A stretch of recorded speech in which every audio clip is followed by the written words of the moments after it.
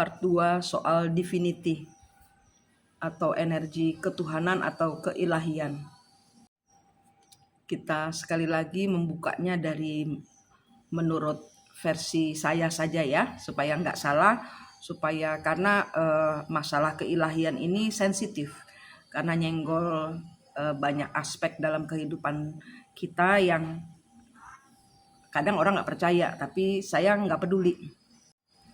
Ilmu divinity ini diperlukan buat kita semua yang kena hajar mental. Artinya ada perjalanan jiwa yang harus kalian lakukan. Kalau kalian tidak terpanggil untuk melakukan suatu perjalanan jiwa, ya maka video ini bukan untuk kalian.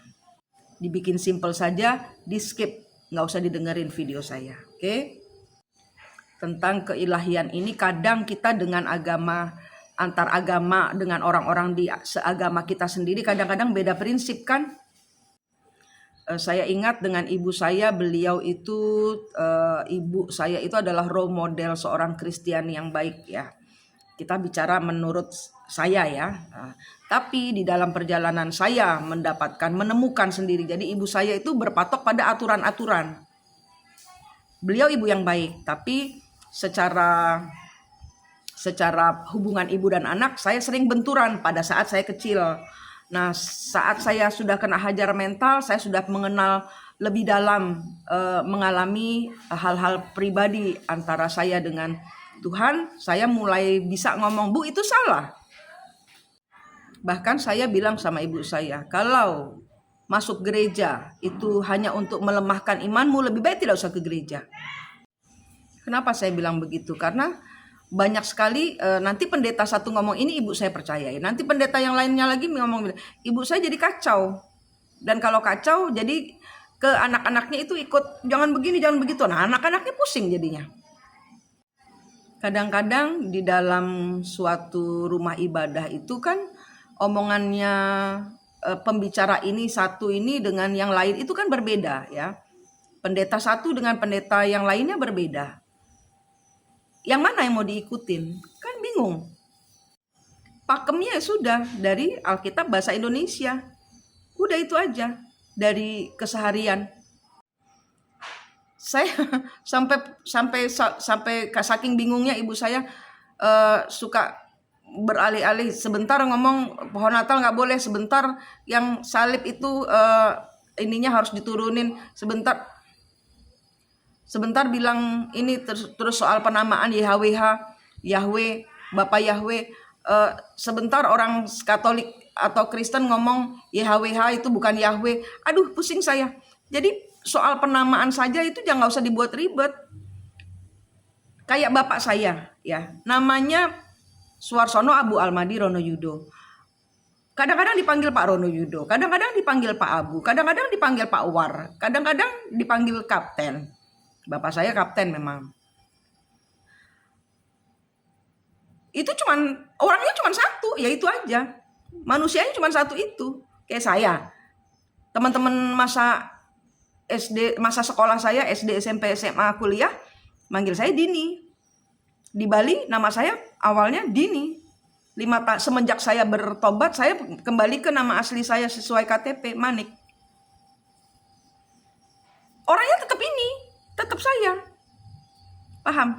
Kalau kalian kenal saya, mau kalian panggil saya Mbak, Mas, Mbak, Pak, Bu. Ya ini saya, Bu Ni, Mak Ni, Dini. Saya satu. Paham enggak? Pribadi yang Anda kenal ini. Itu cara Anda mengenali pribadi saya, walaupun kita nggak pernah ketemu, tapi Anda mengenal. Saya ini ngajarin ini karena saya sering cerita, membuka tentang cerita di masa lalu, bagaimana saya menemukan esensi keilahian dan cahaya Tuhan ini. Kan saya sering membukanya dari cerita saya sendiri. Saya tidak ada malunya. Kenapa? Karena perjalanan hidup saya adalah buku, supaya saya pintar. Buku ini saya share kepada kalian, bukan untuk membuka aib masa lalu, tidak. Justru dari aib-aib itu saya menjadi orang seperti ini. Inilah asal muasalnya saya, dan saya bersyukur gitu. Jadi perjalanan keilahian itu sendiri-sendiri. energi yang kalian ambil tidak bisa kalian didengerin bisikan, disuruh gini, tapi kalian ragu-ragu. Kalau ada keraguan-raguan, kalau menyesatkan, kalau bikin kalian pusing, berarti bukan dari Tuhan. Paham? Jadi energi di sini adalah perasaan kita, tubuh, jiwa, dan raga kita menyatu dengan Tuhan, dan kita tidak bisa dibelokkan oleh bisikan yang bukan dari Tuhan. Itu namanya energi. Karena kalian mengenal pribadi Tuhan yang kalian sembah. Awalnya saya mengenal keilahian ini bagaimana? Pertobatan penuh. Pertobatan, benar-benar menyerahkan tubuh, jiwa, dan raga saya. Benar-benar saya tidak merasa memiliki jalan hidup saya ini, terserah Tuhan. Kalau memang saya masih ada di dunia ini, berarti masih ada perjalanan yang harus saya lalui. Kalau masih ada, kalau tidak ada, Tuhan cabut nyawa saya mau pulang, tapi gak mau bunuh diri. Saya bilang gitu sama Tuhan, sehingga jelas apa mau saya, apa mau Tuhan, saya bisa dapat. Saya bisa paham, oh Tuhan mau saya ke sini, ke kiri, ke kanan. Oh ini bukan energi Tuhan, gak mungkin Tuhan ngomong gini. Saya sering diam dulu sebentar untuk, ini kayaknya bukan Tuhan deh. Energi, jadi kalian ada alarmnya, ada warningnya yang akan ngasih tahu kalian, no, jangan dengerin. Itu bukan Tuhan gitu. Jadi ada energi-energi yang akan kalian ambil untuk memahami, untuk paham. Ini yang ngomong bapakku atau orang lain yang ngaku bapakku. Kayak gitu. Energi ini nanti akan kalian pelajari juga, energi ketuhanan. Gitu. Melalui apa? Pertobatan penuh. Setiap dari kita punya kesalahan di kehidupan ini, juga di kehidupan sebelum kehidupan ini. Saya nggak pernah diajarin soal inkarnasi atau reinkarnasi. Tapi semenjak saya bertanya, saya jebol pintunya Tuhan, menuntut jawaban. Setelah saya menginjak ego saya, Tuhan, saya bukan apa-apa, saya nggak tahu apa-apa. Tapi kalau Tuhan mau nyatakan sesuatu, nyatakan sekarang. Tuhan bukakan. Saya pernah mengalami inkarnasi dan reinkarnasi, dan saya tahu dosa saya di masa lalu apa, dan di masa sekarang apa, dan saya harus apa. Semua berawal dari apa? Betul, pertobatan. Injak ego kita di depan Tuhan. Kita ini debu. Mau ngapain kamu dengan memelihara kodam-kodam pendamping energi-energi leluhur? Perjalananmu dengan Tuhan ya dirimu sendiri dengan Tuhan, tidak dengan leluhur. Tidak gitu. Leluhur itu masih di level di bawahnya Tuhan. Kalau Tuhan ya Tuhan, titik. Paham tentang energi, yang mana Tuhan, yang mana leluhur, yang mana kita harus nanti dulu leluhur, ini urusan saya dengan Tuhan. Itu kalian bisa